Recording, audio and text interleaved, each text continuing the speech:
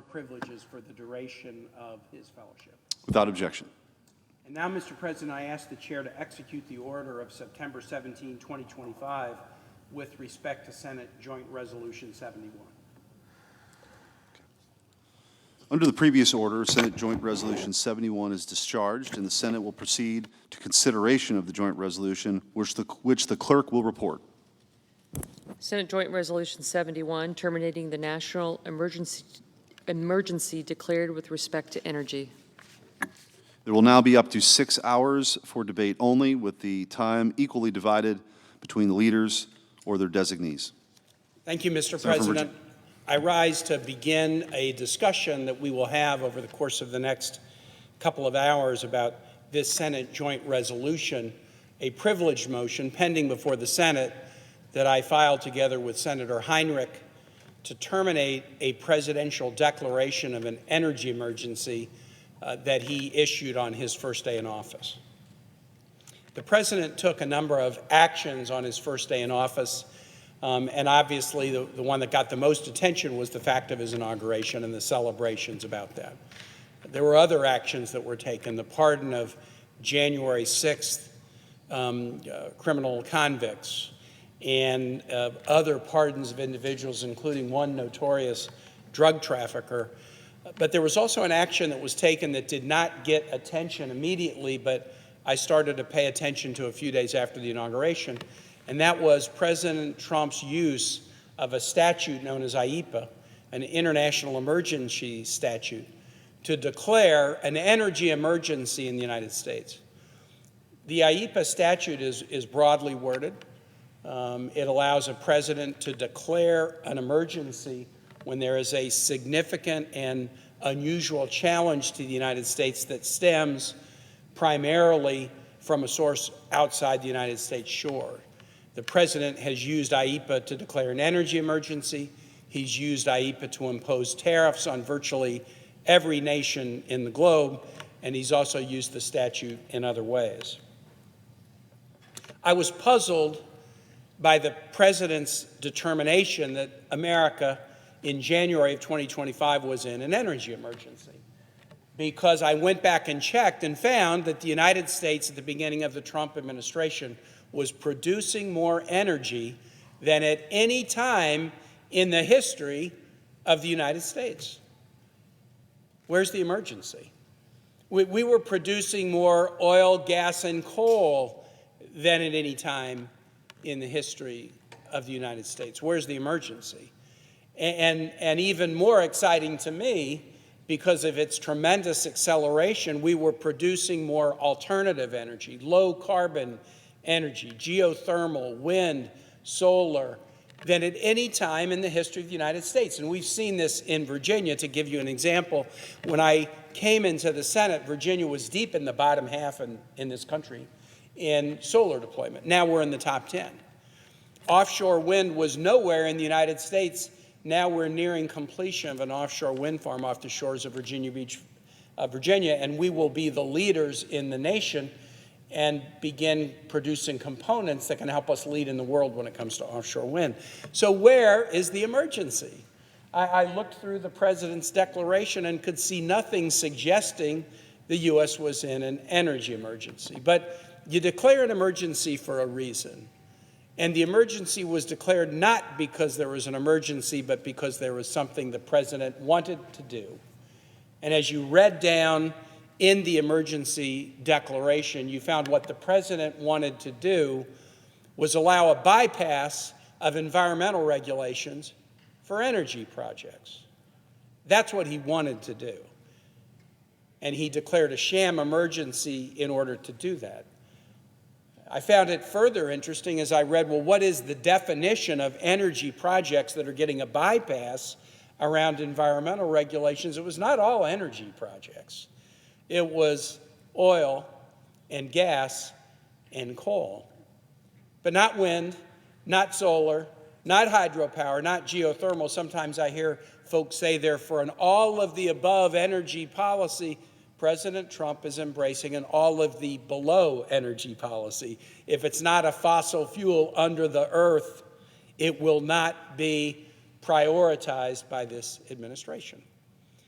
And so that was the president's action on day one. There's an energy emergency, and we need an easy pass lane for fossil fuel projects, but we're going to make it hard for alternative energy projects.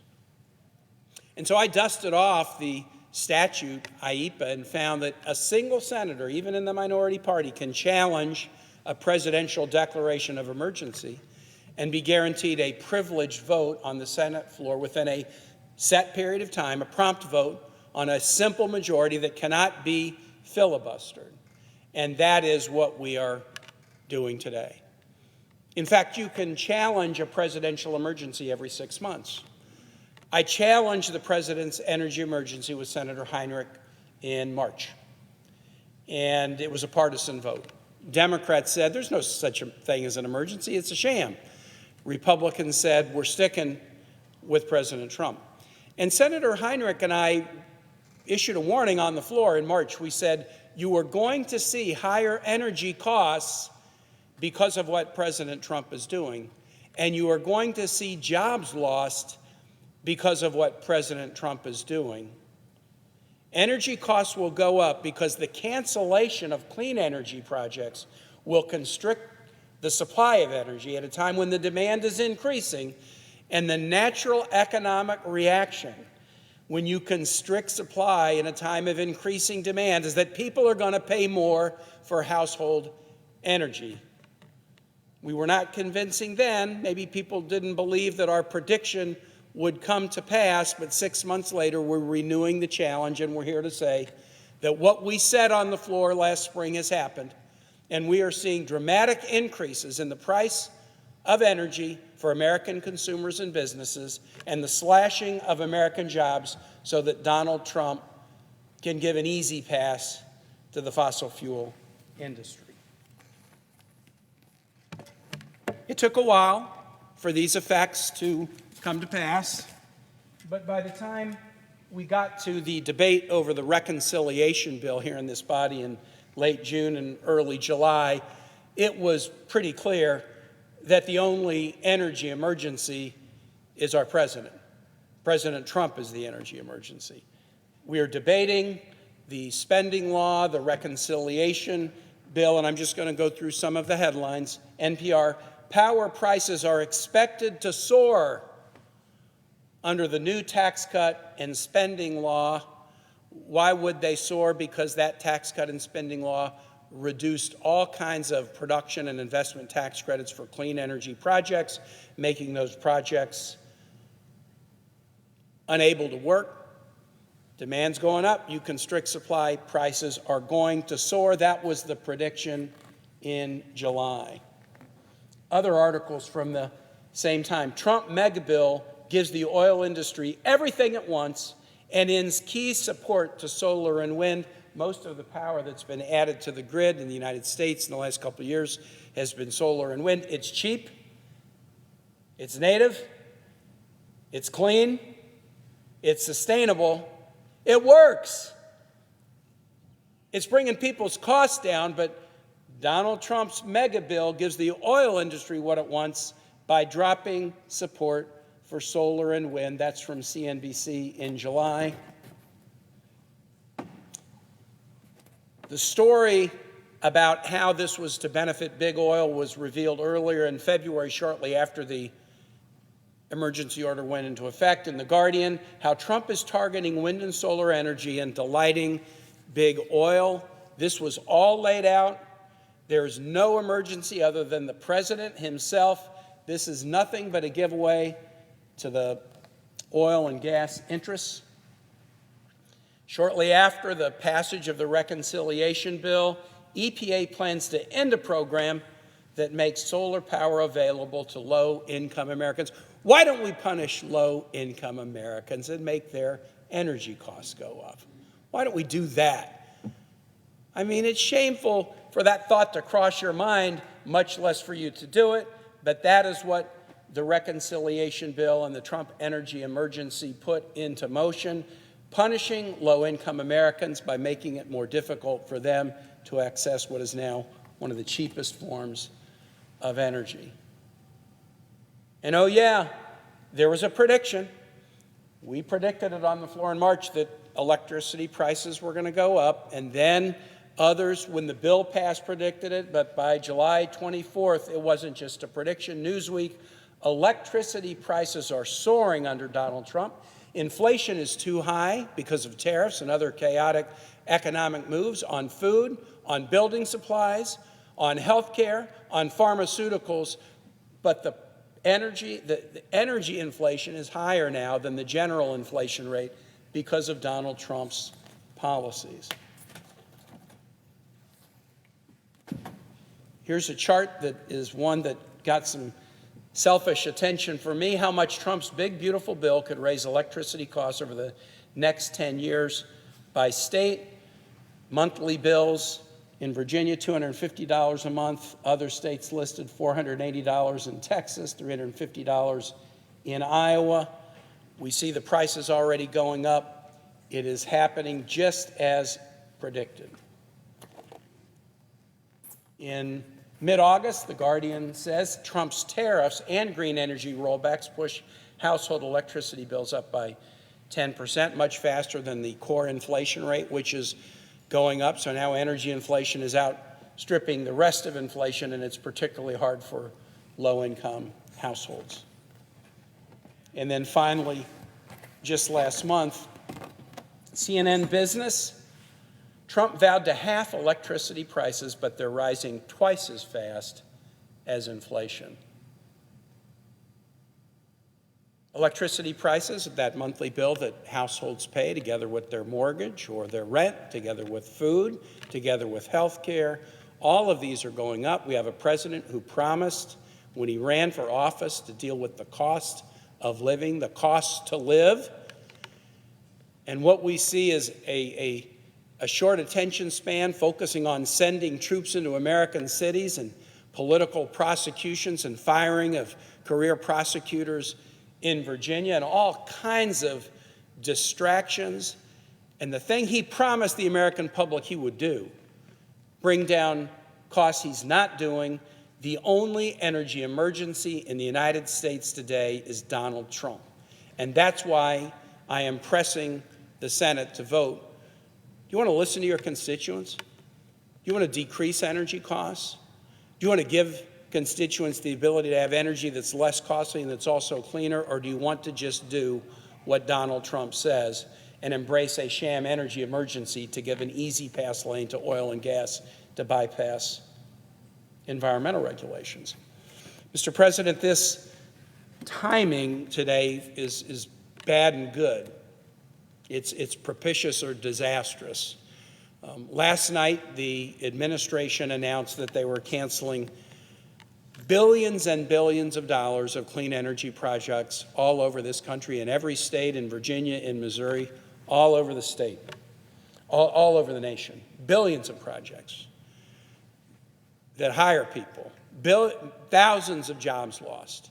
And the projects that are being canceled are going to continue this trend of, in a time of great demand growth, data centers, and all kinds of uses for AI that through searches require more energy than what we were doing a couple of years ago. While that demand is growing, and in Virginia we see it all the time, especially with the profusion of data centers, as the demand is growing, if we are cutting off energy projects and constricting supply, we're only going to accelerate the increases.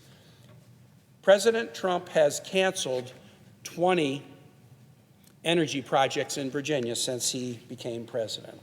An offshore wind staging project in Portsmouth, offshore wind logistics project in Norfolk, a project dealing with electric vehicles in Southwest Virginia, electric vehicle infrastructure apprenticeship program, workforce training program in Northern Virginia.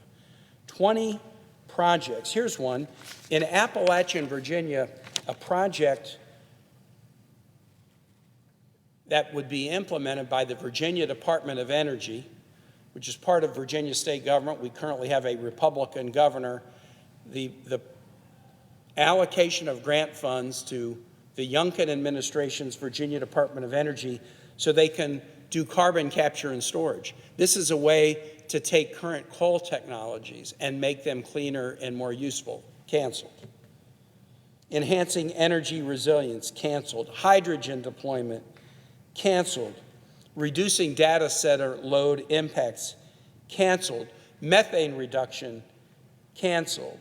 Other projects to do carbon capture and storage, canceled. The President has canceled 20 projects just in Virginia, totaling $540 million and costing us thousands of jobs, including jobs in some very important parts of the state that have struggled with unemployment, like Appalachia. Many of these projects, Mr. President, were announced by our governor, Republican governor. Announced these projects with pride. Economic development, manufacturing in some hard-hit parts of Virginia because of tax credits that are available to American innovators. So we can not only do the right thing by the Virginia economy, but lead the world in the development of innovative and clean energy technology, canceled by Donald Trump. And so the prediction, and I make predictions that turn out not to be true, I do have to acknowledge that. I've often made predictions that have turned out not to be true. But on the floor of this body 6 months ago, I said, if this energy emergency is not terminated, we will see energy prices spike and we will see American jobs lost. And I get it that sometimes people might not want to vote on a bill based on a prediction. I could be wrong. It's happening. And it's not just happening in Virginia, it's happening in every state in this country. Energy inflation up, jobs being lost. We can end it here. That is why the privileged motion is available to even a single senator.